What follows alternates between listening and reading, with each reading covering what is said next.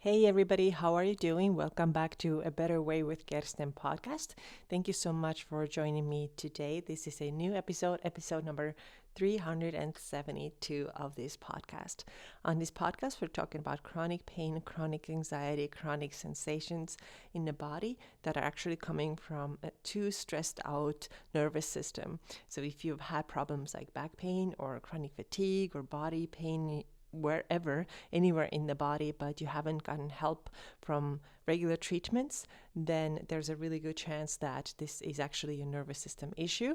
And this is what we're talking about on this podcast. Interestingly, just today I found some photos on my phone from 2018 where in this photo I was laying on my back and my leg was in this weird wooden thing. It kind of looked like a mini stair steps or something like that. It had like different levels. Anyway, I had to put like one leg up and let the other leg rest on the floor, and that was supposed to help my back, and it didn't. I of course did a lot of other things too, but went to chiropractor and physical therapist and did all kinds of stretching and foam rolling and all kinds of things. But just this morning I started thinking about what all the things that I've tried, and then I went back to my phone and I was like, I think it was like around 2018 when I tried this step or this stair thing, and I found the photo, sure enough. And I remember when I tried it, I was at the gym, working at the gym at the time, and I had a lot of friends and other colleagues, coaches, trainers. They all wanted to help, obviously. I've been so lucky to work with so many amazing people, and with many of them I'm still in contact with, even though we don't work together anymore for many, many years. They did want to help, and it was amazing, but nobody knew. Myself didn't know. They didn't know what was truly going on. It was a nervous system issue, and it was all caused by a lot of stress, a lot of unresolved emotions, constant chronic negative emotions, which we're going to talk about today. And I was just looking back to this picture and thinking like about all the things that I didn't know back then, and also thinking how many people might be still suffering in the same way, trying out one thing after another. And one thing could help you a little bit, or give you this temporary feeling of like, maybe this is going to work, and then it's not going to work. So I too tried so many things, and what it of course ended up being eventually was nervous system issue, brain and nervous system issue, just too stressed out, under a lot of stress, and nervous system just couldn't handle it. So I had to find ways to start reducing that stress, and this is what we're going to talk about on this podcast as well. Now, today I want to come back to the topic of anger. And of course, I've talked about the role of emotions in creating chronic pain multiple times on this podcast already. You can go back and find I've done episodes on anger, I've done episodes on shame. I also have a course called Emotionally Fit, which is helping you to resolve many of these negative emotions, you could call them negative, although sometimes they're not necessarily only negative. For example, anger. If you feel anger, that might tell you that you need to create a change in some area of your life. There are positive sides too, but we usually know them as negative emotions. So Emotionally Fit helps you understand these things better. So I've talked about emotions a lot on this podcast too, because for me this was one of the best things that I did, was learning to understand my emotions, and through that I got a lot of relief. It wasn't the only thing that I needed to do. Of course there's a lot more, and still emotions are one of the biggest ones. And today, like I said, I want to talk about anger, and anger from the angle of creating more of it. Sometimes people create more of it, and when you look around on social media, and when you look around in media, any sort of media, you see a lot of anger. Sometimes you also see, in everyday life, hopefully not too much, on the streets or how people act or whatever. But when you look around on social media, you definitely see a lot of anger. And what I want to tell you today is that it is very important that you don't contribute to this anger, that you don't create more of it in you. And it can be very hard to avoid it, especially when there are a lot of triggering things that are happening in the world, things that you don't agree with, things that you would like to fight against, things that you find unfair. There are a lot of things that can cause you feel very angry. And it is so important for your mental and emotional and physical health that you don't get stuck in the cycle of creating more of that anger. And I want to give you some examples here. But before that, I want to mention that anger, if you get stuck in this chronic feeling of anger, it is very toxic and you're just not going to feel well. And we know this about emotions. When you have a lot of these intense, negative, unresolved emotions, they do create chronic sensations. So now it is really your job to make sure that you don't create more of that same stuff. So what are some of the examples then that I wanted to talk about today? Well, let's say that somebody cuts you off in traffic, a very, very common thing that could happen. Now, what can you do in this situation? Of course, you're gonna feel a wave of energy that's going through you. It's this anger energy, it's a wave of heat. It's like, this asshole, right? How could you do it? This is not cool, right? You may get really, really angry. And that's fine. You cannot stop this emotion. It's okay to let it go through you. And it's important that you do let it go through you. Feel it, experience it. If you need to swear, whatever you need to do, okay, that's fine. But now, here's what you don't want to do. You don't want to keep talking about this incident to everybody who wants to listen. Let's say that you get to your destination where you were driving. Let's say that this is your workplace, and now you're going to talk about the same person who cut you off, this asshole, this terrible person, this and that. You're going to talk about it to all the people that you see on that day. Maybe it's 10, maybe it's 50, maybe it's 20, maybe it's 100. And then during your break, you're going to call somebody and you talk about it again, and you get home later and you talk about it again, and this is what you discuss, with everybody. And this is exactly one example of how you keep recycling the same emotion of anger. It's fine and cool and totally normal and healthy to experience it, let it go through you, but then let's replace that negativity with something else. So what you don't want to do is keep it going, keep repeating, keep talking about it all the time. Stop doing it, because you are just creating more of the same thing. Another thing, maybe you are not super happy with how the political situation is in the world right now. And politics, let me tell you, is one of the topics you're not going to hear me discuss on this podcast. Just not going to do it ever. But what I want to say is that whether you like it or not, you are not helping anything by yelling about it, by talking about it with everybody, by putting up social media posts that are just filled with so much anger that you want everybody to see what your opinion on this is. And then you get all these comments, some people support you, and then you're together yes, this is a horrible situation. And then there might be other people who have a different opinion, opposite opinion than you, and then you start a virtual fight with those people. It's just so much anger and so much mess. And at the end of the day, did it help somebody? Did it help somebody?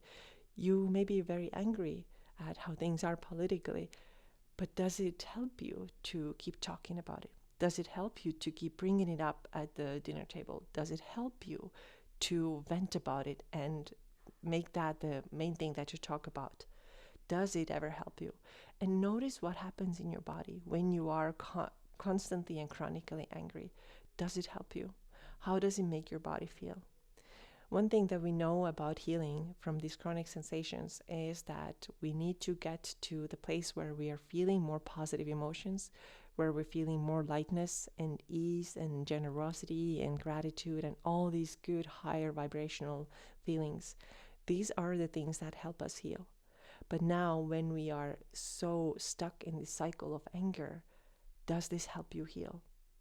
And a lot of people would argue, but I have to know what's going on in the world, so I keep watching the news, and then I just can't help myself but talk about this stuff all the time. And my question is, do you really need to watch everything? Do you really need to consume everything that's happening in the world and you already know? You're just perpetuating the same thing. Do you need to participate in it? And I understand that you want to know what's going on, but also believe me, the things that are really important find their way to you. You will always hear about them, whether you look them up or not. So my invitation would be really to be careful with how much you consume of these anger-producing news and everything. How much do you contribute? how much do you talk about these things yourself? Is it really worth it? Is it really worth it? Is it helpful for you?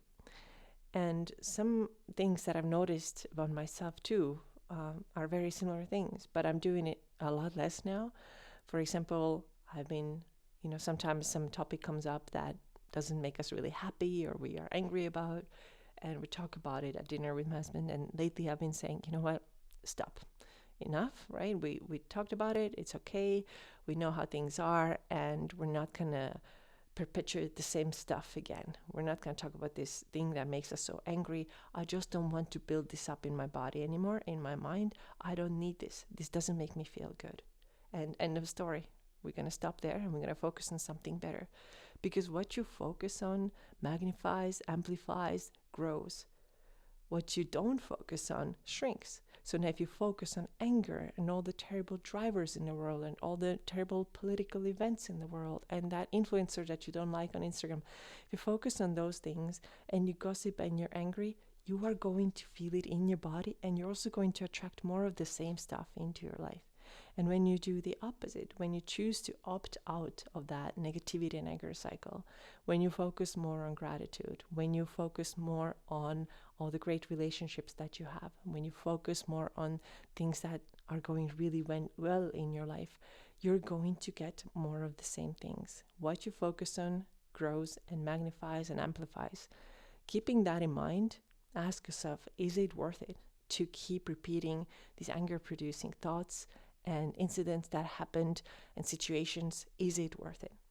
Another thing related to anger that I want you to consider is venting and gossiping. Also two really toxic things that stir up a lot of anger.